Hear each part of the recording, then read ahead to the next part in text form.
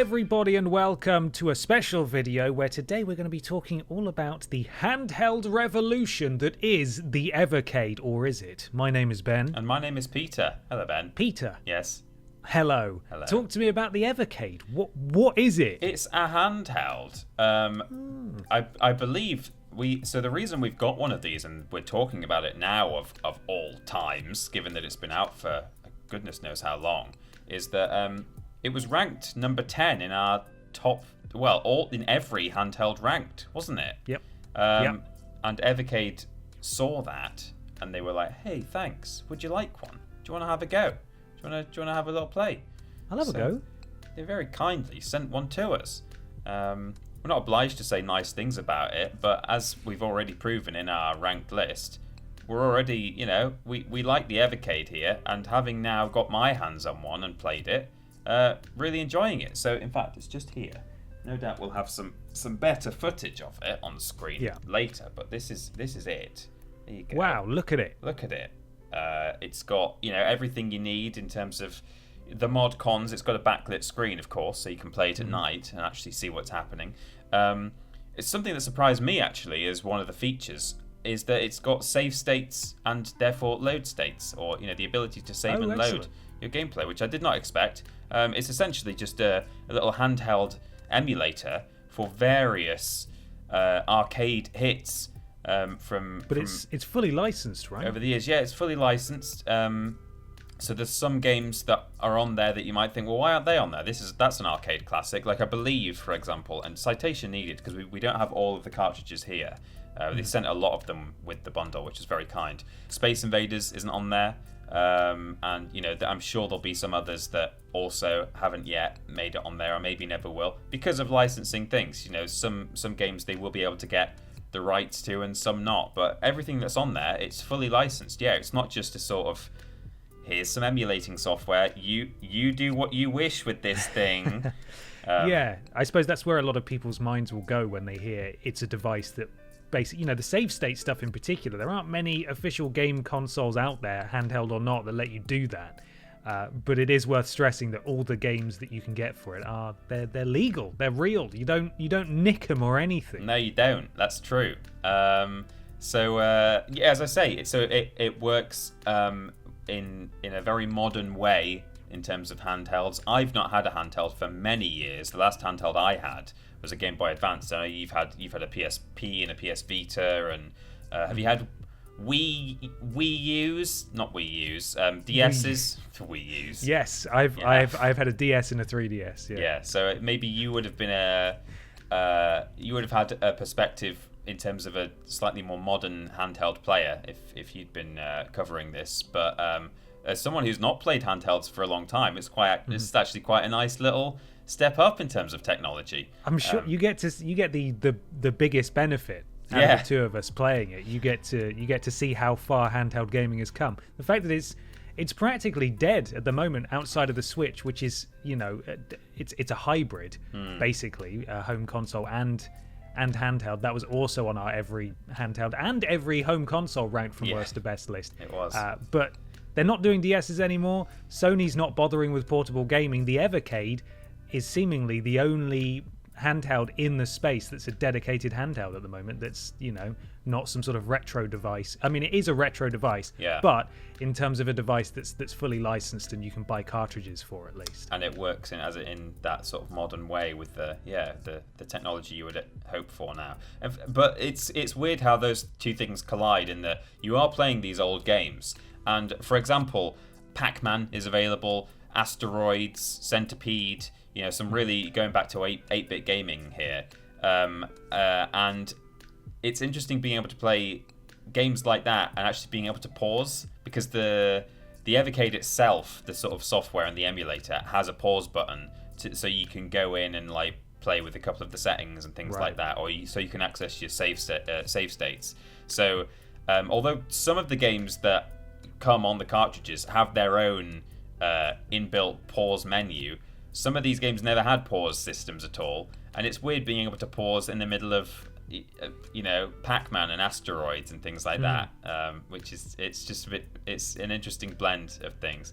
In terms of what you're dealing with here, There are 4 face buttons: Y, X, A, and B. Start and select, D-pad, and then there's a menu button which accesses that Evercade pause menu. There are 2 shoulder buttons as well, which are... Let me see if you can... Yeah, I hear that, yeah. They're very clicky. They're like mouse buttons, the shoulder buttons. And again, I mean, maybe I'm not the best person to ask in terms of whether that's weird, because maybe some of the other more modern handhelds have very, very clicky mouse button style shoulder buttons, but they felt very strange to me. They weren't quite what I expected. But you don't use them very often anyway. There aren't that many games that require those buttons. So probably one of my only gripes with the design of the thing. And it might be that I've just got a bit unlucky with my unit or with my cartridges, because some people seem to have less of an issue with this than others, but I've seen online that I'm not the only one. The cartridges can be really hard to get into the slot. It's really tight. It just feels like you're trying to push them into a gap that's not quite wide enough. Oh, okay. And they really rub against the sides of the slot. And I mean, getting them in is easier than getting them out, because at least you're just pushing them down. But I did feel like, oh man, this doesn't feel right. Am I doing this right? So that's a shame, because other people have said that online, and different cartridges seemed tighter than others. So I don't know. I think it's maybe a bit of a luck of the draw scenario, but that's a shame. But it's by no means. I mean, I got them in and out fine, and they probably only loosen up over time. So it's not a deal breaker by any stretch. But that's probably my only gripe so far with the unit itself. Okay. But so I've made a few notes on some of the cartridges I've played with and the games that are on them. I've only played about half of the ones that were sent to us, because man, so many games, so little time. But I started. They've all got a number on the spine, like, so you can sort of collect the whole library and have them in order, which is nice. That's pretty cool. Yeah. So I just started from 1 and worked my way through. So number 1 is an Atari collection, and it has Asteroids, as I said, Centipede. Those are the 2 games I was most familiar with on that set. One called Canyon Bomber, which, I mean, it really takes me back to some of the handheld games that I used to have, in the sense that, it's got those sound effects that really would have driven my parents mad, just hearing that over and over again, just the sound of a bomb going right, as you pass over this canyon, bombing it. I don't have a problem with it. I'm just saying it's part of it's all part of the handheld. It's loud, isn't it? Yeah, it's loud. The handheld / arcade experience. So it's all there. I mean, there are some. I don't want to go as far as to say duds, but there are some games that I had less fun with. The first one that I played that I'd not heard of at all was called Gravitar, and that was a kind of a spaceship one where you fly around and shoot little bases that are on the ground, and I just thought, this isn't quite for me. But I think I do just struggle with 8-bit gaming. I'm just slightly too young to really get much out of that. There are some real good ones out there for sure. On the second cartridge, that's like a Namco collection, and that had Dig Dug on it, which I had on my Xbox Live Arcade, actually. So that is a game I've played before, and that's exactly what I expected. Which brings me actually to one of the options in the Evercade menu itself, which is that you can stretch the screen to sort of fill the whole thing. So it displays like the kind of native screen or resolution of the game as you would expect it in its original form. But if you want to just fill up the screen as much as possible, that's an option. And yeah, you do get a bit of stretching in terms of aspect ratio, but it's kind of up to you whether you want that or not. And I thought Dig Dug, when I loaded it up, I was like, man, this is really just a little square in the middle of this big rectangular screen. And so I enabled that option, and I thought that worked really well. So it's good to have that there, and you can, as I say, if you don't want to mess with the aspect ratio, just leave it. But that's good. There. It sounds a bit like what the Game Boy Advance did when you played original Game Boy games on it. Yeah, you could stretch it up with the shoulder buttons, no less. Your favorites, right? Yeah, click. Yeah. So had a lot of fun with Dig Dug. Played Pac-Man. And I found with Pac-Man, so the issue with talking about some of these games is that I've not played a lot of them before. I was never a big arcade goer.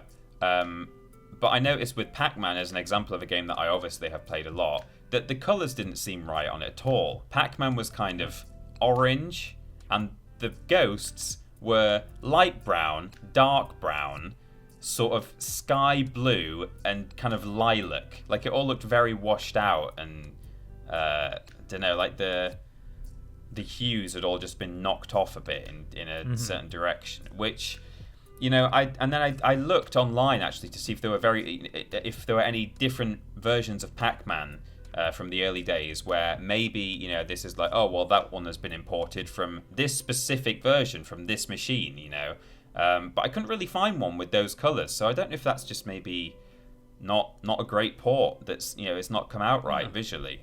Interesting. Which is a shame. So I guess there's going to be all kinds of games where if you played them yourself, you know, back in the day in some original form, maybe if you boot it up, you might notice certain things that aren't quite right with maybe the sound or the colors or so on. Again, it wasn't a major issue. It didn't ruin the game for me, but it kind of is. It's a hint to me that, like, maybe elsewhere there are similar issues that I am not picking up myself, you know, because I'm not familiar with these things. But I carried on, had a great time, and Ben, cartridge number 3. Yeah. It's the one. The one? The first game I played, it was called Bad Dudes. Oh, okay. I'm already very interested. You're very interested. I thought you would be. You get to choose as either Blade or Striker. Oh, those sound like a couple of bad dudes. Pretty bad dudes. So I chose one. Don't remember which one. They were kind of one-dimensional. The president has been kidnapped by ninjas. Not again. Again. Are you a bad enough dude to rescue the president? ? The game begins. I kind of hit some ninjas a bit, and then I fought like a big boss ninja who could breathe fire, and then I turned the game off because it was kind of rubbish. See, it sounds incredible. It does. Is that just... So, out of the cartridges you've got, are there any that are dedicated games, or are they largely collections of classic retro games? Yeah, they're all... almost all collections of many games. There are a couple, although I think there's only one that I've got. Maybe there's others that haven't been sent to us, but there's one that has only 2 games on it, which I will come to shortly. Okay. Which has a pair of, I think they both are, Homebrew Mega Drive games, which is interesting. Oh, okay. So I should probably take this opportunity to give a quick shout out to our resident expert, Philip Reed. The joke is that he knows a lot about Resident Evil, but yes, he knows a lot about video games, and he has an Evercade. He's played through what looks like all of the cartridges that are out so far, and he sent me extensive notes on what I should play, what I could avoid if I was short on time, and he was the one who told me about these 2 Homebrew Mega Drive games, and he's also given all kinds of information about other ones too, so that's great. But I should just say, cartridge number 3 continued then. After Bad Dudes, I played Burger Time and had a bit of fun with that. That was exactly what I expected. I've played it before, a long time ago. 2 Crude Dudes was the next game I played. Is this the Dude cartridge? It's the Dude cartridge. It's actually the Data East collection, but I think it's the Dude cartridge personally.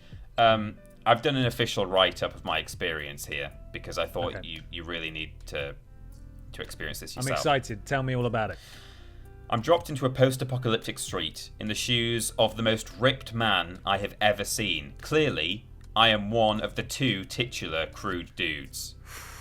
Hordes of thugs attack me, but I soon dispatch them in a flurry of whams and cracks, as indicated by the Batman-style wham and crack bubbles that constantly appear on screen. Okay. Yep. I soon discover that the flying kick attack is OP as heck, and I use it to progress through the level. I punch down brick walls that have been placed in my way, and eventually I encounter a boss who is twice the size of me. He's like 12 feet tall. He's wearing platform shoes, and he's hitting me with a snake. Why is he hitting you with a snake? I don't know. I was more concerned by his footwear, to be honest. But when he was defeated, I entered level 2, expecting to then be like put in the shoes of Crude Dude number 2, but it was Crude Dude number 1 again. So because time was of the essence, I moved on. But I mean, just know that I will be back to find out what Crude Dude 2 gets up to in that game. I hope so. I genuinely hope so. Played some Joe and Mac after that. It's a charming 16-bit game, and that's where I really started to feel like there's something here for me. So I think the 16-bit artsy, pretty stylized games, there are a lot of those there that I've never heard of, or I've heard of and never played before, and that's the kind of era where I can get more out of it. You can actually see what you're playing as when it's 16-bit. You're not just pixels on a screen. So Joe and Mac 2 was great. And just before we get to the end, where I'll talk about those Mega Drive games, quickly to say that on the Interplay collection, Earthworm Jim is available, which is a much beloved game.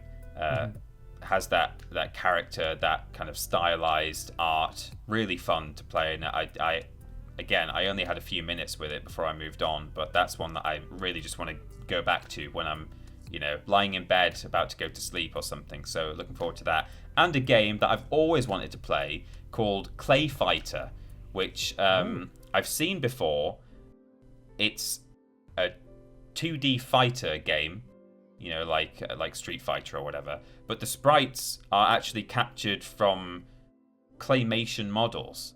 So they've like posed them in different frames to make animated claymation. That's cool. Characters there. It's really cool, yeah. And I think there are other games in that. There's like a Clay Fighter 2, and I saw on one of the cartridges I've not played, there's a game called Claymates as well, which seems to be in the same realm.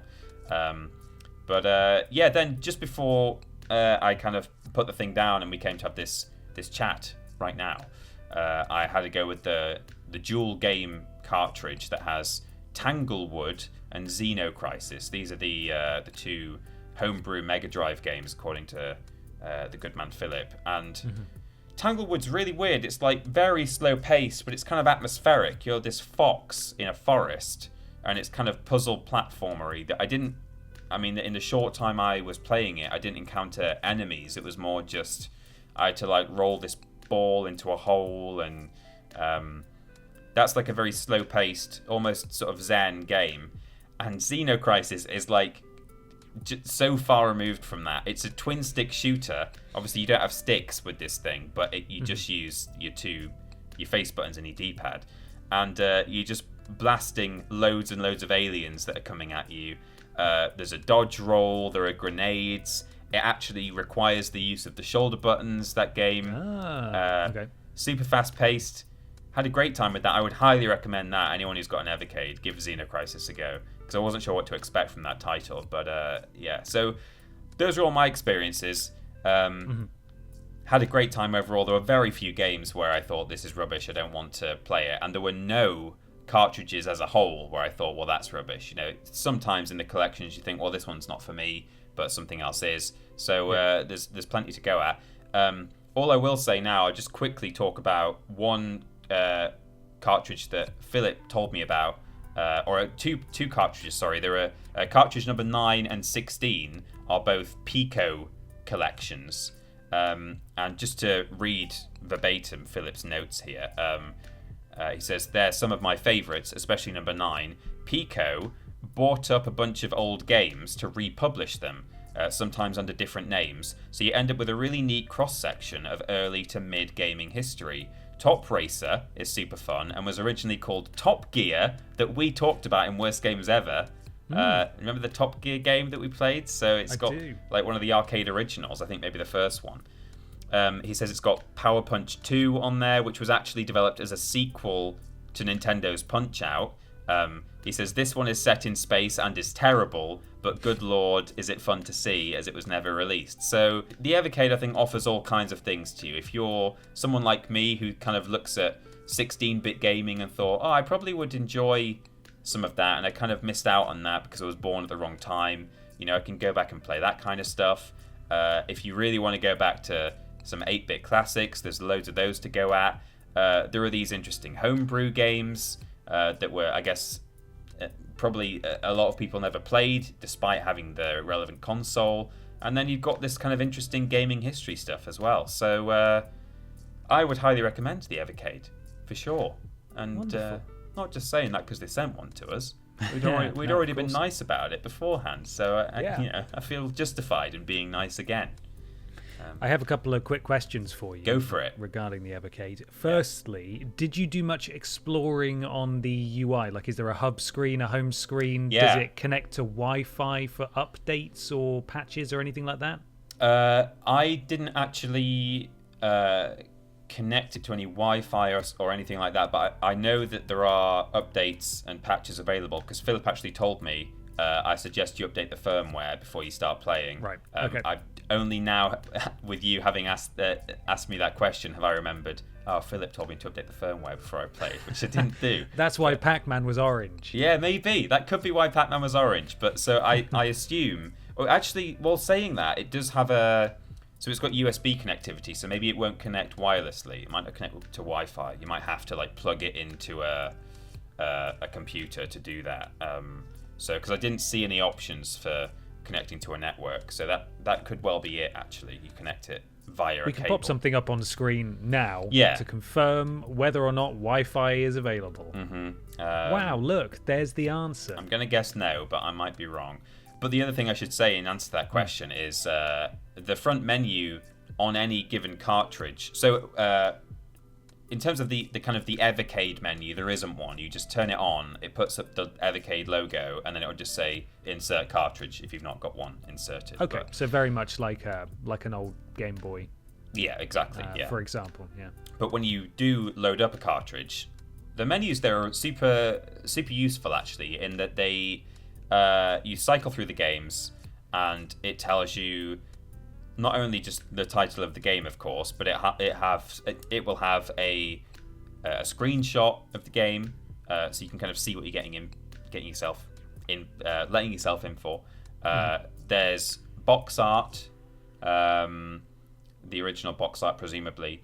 It will tell you the platform it was originally released on, if it's from a kind of a home console, the year it was released, and it'll even tell you the genre of game as well. So if you're thinking, look, I really don't like, for example, beat-em-up games, then you don't even have to delve in for a couple of minutes to find out whether this one is a beat-em-up that I've never heard of. So it's all the information you need is right there on the menu, which is great. Nice. Yeah. Nice. My second question was, how many D-cell batteries does the Evercade take?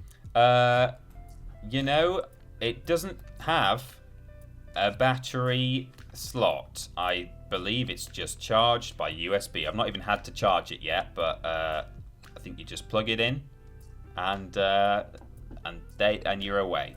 So, that's good. So you're not going to spend a fortune on big old chunky boys. No, don't think so. Doesn't look that way. Good. So, you know what a D-cell is? I mean, I might have seen a D-cell, but I don't know it by name. Okay, I think it's the biggest, most comical size of battery that you would D-cell battery. You would never expect to put in. Oh, I see. There we are. It was a little joke, but it's fine. I had to explain it like, a good joke. Mm-hmm. There's the best jokes. I mean, but really, that's just my ignorance, as not knowing what a D-cell battery is. The point is, it has a rechargeable battery that's in there anyway, and that's not going to be a problem. A couple of quick things about the Evercade before we wrap up. It's currently retailing for £59.99. So does that seem reasonable to you? Yeah. Do you know the sort of RRP of each cartridge? Do you have that at your fingertips? £14.99 for a multi-game cartridge. £14.99. 14.14. Yeah. Okay. Yeah. I mean, I probably wouldn't pay much more than that, but I think especially with there are some cartridges that have like a dozen or more games on it, which is plenty to go at. And even with just something like Earthworm Jim, that alone is like a game that a lot of people care a lot about, and the chance to play that again is probably worth close to 15 quid for a lot of people. And on the go as well. Exactly, it's that's the convenience of it. There were a couple of games where I thought, man, I really like these sort of charming, colourful this platformer or whatever that I'm playing with a little colourful character, but I almost would like to have this up on a screen on like a TV. And you know, while there's definitely a benefit to that, it would look even nicer to have it on your telly. The whole point of this thing is to have these games on the go. It could be playing on the bus or on a plane or or none of those places because there's a pandemic still happening. But you know, in due course, I will be able to do that. And what you will get out of this console, I suppose, you have to think about if it's something that is going to be beneficial to you to take on holiday or on public transport or whatever. And you know, it's perhaps the only place that you can play some of these games right now in a kind of modern on a modern legally, piece of hardware. Probably. Legally, yeah. Giving money to the actual publishers and rights owners and stuff. This is probably, you're right.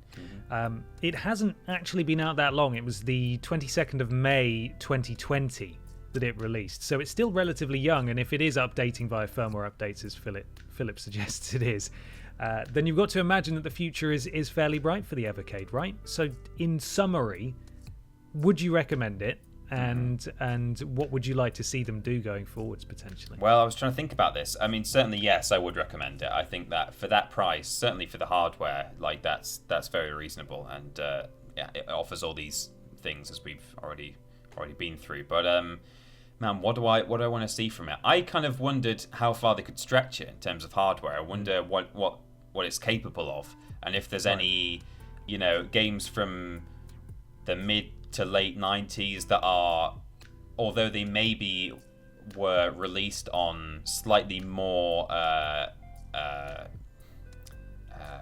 advanced hardware, if the games themselves were rudimentary enough that they might still be playable on the Evercade. So, some of the more basic PlayStation games or N64 games. I'm not talking about 3D polygonal stuff. I'm talking flat 2D side scrollers and things like that. I'd be interested to see how far they can take it in terms of through time and technologically speaking as well, just what it's capable of handling in terms of maybe the very early years of 3D stuff. I guess in terms of rendering, it's not going to be able to do that. But as I say, something like Aladdin. People like that Aladdin side-scrolling game that I personally never played, but something like that.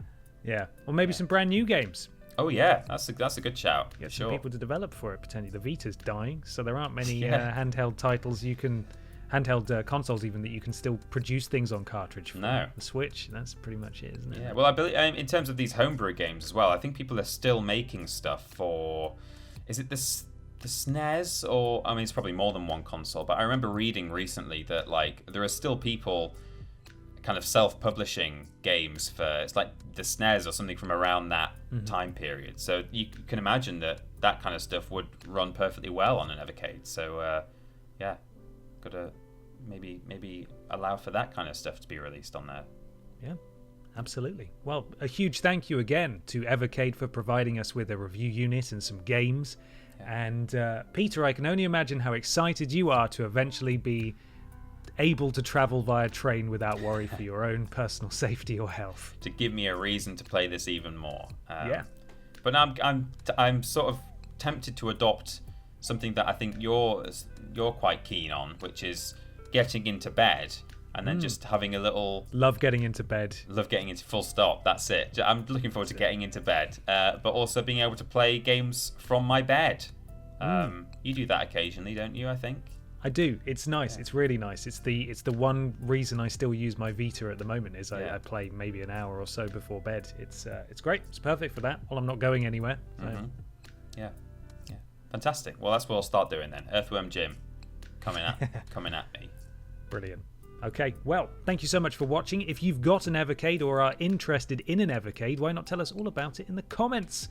And, of course, go check out, I think it's, let me just double check, probably evercade.co.uk. There you are. That's where you can find all the information about the console, where to get one in your various regions.